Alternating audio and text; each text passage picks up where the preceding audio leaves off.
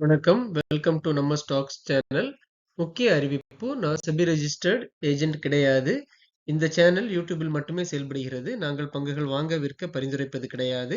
பணம் வாங்கிக் கொண்டு எந்த விதமான சேவையும் வழங்குவது இல்லை. பங்குச்சந்தை முதலீடு இழப்பு அபாயங்களுக்கு உட்பட்டது. இன்வெஸ்ட் பண்ணுவதற்கு முன் ரிஸ்க் தெரிஞ்சுக்கிட்டு இன்வெஸ்ட் பண்ணுங்க.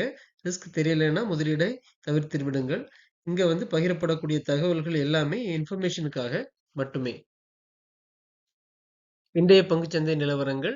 என்எஸ்சி இந்த நிஃப்டி 94.35 புள்ளிகள் உயர்ந்து 21,350 புள்ளிகளிலும், சென்செக்ஸ் 241.86 புள்ளிகள் அதிகரித்து 71,106 புள்ளிகளிலும் முடிவடைந்தது.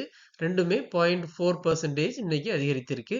இன்று நிஃப்டி என்எஸ்சியில் டாப் கெய்னர்ஸ்னு பாத்தீங்கன்னா, கெயில் பங்குகள் 10.8 ரூபாய் அதிகரித்து 151.5 ரூபாய்க்கும், விப்ரோ பங்குகள் 28.6 ரூபாய் அதிகரித்து 462.65 ரூபாய்க்கும், பிரமல் என்டர்பிரைசஸ் 33.3 ரூபாய் அதிகரித்து 715.95 ரூபாய்க்கும், டிஎல்எஃப் பங்குகள் 23 ரூபாய்கள் அதிகரித்து 151.5 ரூபாய்க்கும், கிளாண்ட் பார்மா 58.9 புள்ளிகள் அதிகரித்து 1867.4 ரூபாய்க்கும் இன்றைய வர்த்தகத்தில் முடிவடைந்துள்ளது.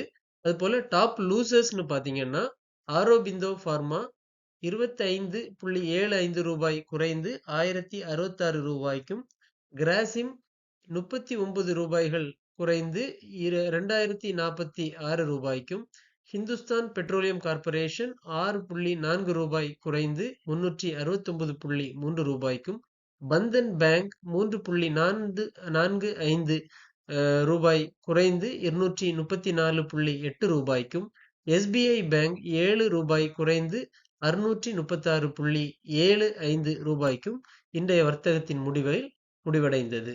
அதுபோல இன்னைக்கு பேங்க் நிஃப்டி பாத்தீங்கன்னா 348 ரூபாய் குறைந்து 47,491.8 என்ற குறியீடில் முடிவடைந்துள்ளது. அது மாதிரி நிஃப்டி மிட் கேப் 82.8 புள்ளிகள் அதிகரித்து 10,252 புள்ளிகளில் இன்று நிறைவடைந்தது. 0.8% அதிகரித்துள்ளது.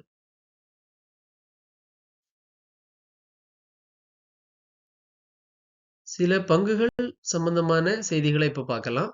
எல்ஐசி பங்கு இன்றைய வர்த்தகத்துல 52 வீக் ஹை ஆகி 820 ரூபாயை அடைந்துவிட்டு வர்த்தகத்தின் முடிவில் 792.8 ரூபாய்க்கு முடிவடைந்திருக்கிறது. இது 3.7% அதிகமாகும். இதற்கு காரணம் என்னன்னு பாத்தீங்கன்னா, மினிமம் பப்ளிக் ஷேர் ஹோல்டிங் ஒவ்வொரு கம்பெனியும் லிஸ்டிங் ஆகுறதுக்கு 25% ஷேரை பப்ளிக்ட கொடுக்கணும் அப்படிங்கிற நிபந்தனை இருக்கிறது. ஆனா எல்ஐசிக்கு அந்த இதுல இருந்து ஒரு 10 வருடங்களுக்கு ஸ்பெஷலா விலக்கு அளித்திருக்கிறார்கள். அதனால் இன்னைக்கு வர்த்தகத்துல எல்ஐசி அதிகரித்து ட்ரேட் ஆயிருக்கு. இது போல ஜிஎம்ஆர் ஏர்போர்ட்ஸ் இன்ஃப்ராஸ்ட்ரக்சர் இவங்க என்ஐஐஎஃப் இருந்து 675 கோடிகள் இன்வெஸ்ட்மெண்ட் வாங்கி பெற்றிருக்காங்க. எதுக்குன்னா போகபுரம் கிரீன்ஃபீல்ட் ஏர்போர்ட் விசாகப்பட்டினத்துல மிகப்பெரிய ஏர்போர்ட் கட்டிட்டு இருக்காங்க. அந்த ஏர்போர்ட்டுடைய இன்வெஸ்ட்மெண்ட்டுக்காக என்ஐஏஎஃப் 675 கோடிகள் கொடுத்திருக்காங்க. அதனால இன்னைக்கு ஜிஎம்ஆர் ஏர்போர்ட்ஸ் உடைய பங்கு விலை 1.7% அதிகரித்து 74.65 ரூபாயில் முடிவடைந்தது.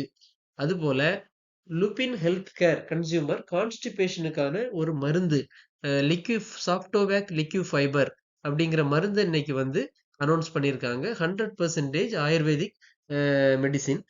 அதனால இன்னைக்கு அதனுடைய பங்கு விலையும் சிறிது உயர்ந்துள்ளது. வர்த்தகத்தின் முடிவுல 1265 ரூபாய்க்கு முடிவடைந்திருக்கிறது. அடுத்தது மாருதி சுசுகி இவங்க என்சிஎல்ஏடில உங்க மேல ஒரு கன்சியூமர் கேஸ் இருக்கு. என்னன்னு பாத்தீங்கன்னா, கஸ்டமர்ஸுக்கு கார் விற்பனை செய்யும் போது அதிகப்படியான டிஸ்கவுண்ட் சலுகைகள் வழங்கக்கூடாது. அதிகப்படியான சலுகைகள் வழங்கணும்னா ஃபர்ஸ்ட் மாருதி சுசுகியுடைய அப்ரூவலை வாங்கணும். அப்படி செய்யாம ஸ்பெஷலா டிஸ்கவுண்ட் கொடுக்கிற டீலர்களுக்கும் அங்க உள்ள சேல்ஸ் எக்ஸிக்யூட்டிவ்களுக்கும் மேல இவங்க டைரக்டா பெனால்டி போடுற ஒரு வழக்கம் இருந்திருக்கு.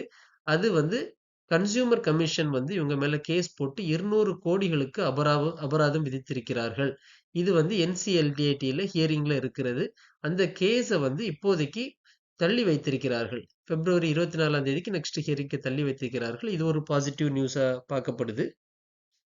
அதனால இன்னைக்கு மாருதி பங்குகளின் விலைகளும் அதிகரித்திருக்கு. 2% அதிகரித்து 10,217 ரூபாய்க்கு இன்னைக்கு வர்த்தகமாயிட்டு வர்த்தகத்தின் முடிவுல இருந்தது. அதுபோல அடுத்தது பிரிகேட் என்டர்பிரைசஸ். இவங்க வந்து ரியாலிட்டி செக்டார்ல இருக்காங்க.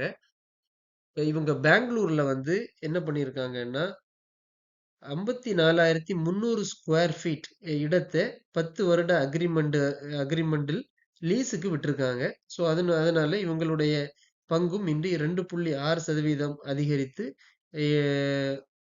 868 ரூபாயில் முடிவடைந்துள்ளது. அடுத்தது MOIL மேங்கனீஸ் ஓர் ப்ரொடியூசிங் கம்பெனி. இவங்களுடைய சமீபத்துல அவங்களுடைய ப்ரொடக்ஷன் பாத்தீங்கன்னா 16 லட்சம் டன் ஆன் 20th டிசம்பர் வந்து ப்ரொடியூஸ் பண்ணியிருக்காங்க. இது இவங்க இதுக்கு முன்னால அச்சீவ் பண்ணியிருந்த 2019ல அச்சீவ் பண்ணியிருந்த டார்கெட்டை விட 26% அதிகம். அதனால வந்து MOIL பங்கு விலைகளும் இன்று வர்த்தகத்தில் அதிகரித்து காணப்பட்டிருக்கிறது. 306 ரூபாய்க்கு இன்று வர்த்தகத்தின் முடிவடைந்திருக்கிறது. மெட்ராஸ் ஃபெர்டிலைசர்ஸ் இவங்க நம்மளுடைய மிக்ஜாம் புயலின் காரணமாக இது கம்பெனியை வந்து ஆபரேஷன்ஸை வந்து ஷட் டவுன் பண்ணி வச்சிருந்தாங்க. இப்போ மறுபடியும் அவங்களுடைய ப்ரொடக்ஷன் ஆரம்பிச்சதுனால இதனுடைய பங்கும் இன்று 5% உயர்ந்து 106 ரூபாய்க்கு முடிவடைந்திருக்கிறது. இந்தியாவை செமிகண்டக்டர் துறையில மிகப்பெரிய ஒரு மேனுஃபேக்சரிங் ஹப்பாக மாற்ற வேண்டும் என்ற கவர்மெண்ட் ஆஃப் இந்தியாவின் கொள்கை முடிவின் காரணமாக என்ன பண்ணியிருக்காங்கன்னா ஆல்ரெடி அறிவித்த 3,200 கோடிகள் சலுகையினை கம்பெனிகளுக்கு அளித்த சலுகையினை இப்போ 10,000 கோடியாக ரிவைஸ் பண்ணியிருக்கிறாங்க. இது வந்து அடுத்த வருடத்திலிருந்து இந்த இன்சென்டிவ் வந்து கொடுக்கிறது அது அறிவிச்சிருக்காங்க. இதனால என்னென்ன கம்பெனிகள் பெனிஃபிட் ஆகும்னு பார்த்தீங்கன்னா நிறைய எல்லா செமிகண்டக்டர் கம்பெனிகளும் கண்டிப்பாக பெனிஃபிட் ஆகும். ஸோ செமிகண்டக்டர் துறையில் உள்ள முக்கியமான பங்குகள் ஒரு 3 பங்குகளை பார்க்கலாம். டாடா எல்எக்ஸி கடந்த 6 மாதத்துல இதனுடைய பங்கு விலை 16% இன்க்ரீஸ் ஆயிருக்கு. இந்த ஒரு வருஷத்துல 42% இன்க்ரீஸ் ஆயிருக்கு. இதனுடைய கரண்ட் மார்க்கெட் பிரைஸ்ன்னு பார்த்தீங்கன்னா 8,770 ரூபாய். இதனுடைய மார்க்கெட் கேபிட்டல் 54,619 கோடிகள். இது போல 2வது பங்கு டிக்சன் டெக்னாலஜிஸ். இது பங்கு விலை கடந்த 6 மாதங்களில் 36% அதிகரித்துள்ளது. 63% ஒரு வருடத்தில் அதிகரித்துள்ளது. இதனுடைய கரண்ட் மார்க்கெட் பிரைஸ் பார்த்தீங்கன்னா 6,522 ரூபாய். மார்க்கெட் கேபிட்டல் 39,008 கோடிகள். அதுபோல இன்னொரு பங்கு மோஸ்ட்சிப் டெக்னாலஜிஸ் 23% 6 மாதத்தில் பங்கு விலை அதிகரித்துள்ளது. 50% இந்த வருடத்தில் அதிகரித்துள்ளது. 20 வருடமாக இவங்க இந்த செமிகண்டக்டர் பிசினஸ்ல இருக்காங்க. இவங்களுடைய கரண்ட் மார்க்கெட் பிரைஸ் பாத்தீங்கன்னா 96.8 ரூபாய். மார்க்கெட் கேபிட்டல் 1,767 கோடிகள். டிஃபென்ஸ் துறையிலும் கோலோச்சு வருவது உங்கள் அனைவருக்கும் தெரியும். நம்ம உள்நாட்டிலேயே எல்லா விதமான ஆயுதங்களும் இப்பொழுது நம்மளுடைய தொழில்நுட்பங்களும் மெருகேறி வருகின்றன. அதனால வெளிநாடுகளுக்கும் நம்மளோட இந்திய ராணுவ ஏவுகணைகள் இதனுடைய ஆன்டி ஏர் மிசைல் சிஸ்டங்களை வாங்குறதுக்கு மிகவும் ஆர்வம் காட்டுகிறார்கள். அர்மேனியா சமீபத்தில் ரூபாய் 6,000 கோடிகளுக்கான ஆன்டி ஏர் மிசைல் சிஸ்டத்தை ஆகாஷ் அப்படிங்கிற பெயருள்ள ஆன்டி மிசைல் சிஸ்டத்தை பாரத் டைனமிக்ஸ் லிமிடெட் கம்பெனியிடமிருந்து வாங்குகிறார்கள். இதே ஆன்டி ஏர் மிசைல் சிஸ்டத்தை வாங்குவதற்கு வியட்நாம் மற்றும் பிலிப்பைன்ஸ் போன்ற நாடுகளும் ஆர்வம் காட்டி வருகிறார்கள். கடந்த வருடம் இந்தியன் ராணுவம் 8,160 கோடிகளுக்காக இந்த மிசைல் வாங்குவதற்காக ஆர்டர் கொடுத்துள்ளது. பாரத் டைனமிக்ஸ் உடைய கரண்ட் மார்க்கெட் பிரைஸ் பாத்தீங்கன்னா 1,570 ரூபாய். இன்றைய வர்த்தகத்துல 1.9% அதிகரித்திருக்கிறது. மார்க்கெட் கேபிட்டல் 2,877 கோடிகள். நன்றி. எங்களுடைய வீடியோவை பார்த்ததற்கு நன்றி. இதுல உள்ள நிறைய குறைகளை கமெண்ட் பாக்ஸ்ல தெரிவிங்க. எங்களுடைய சேனலை சப்ஸ்கிரைப் பண்ணுங்கள். ஆதரவு தாருங்கள். நன்றி. வணக்கம்.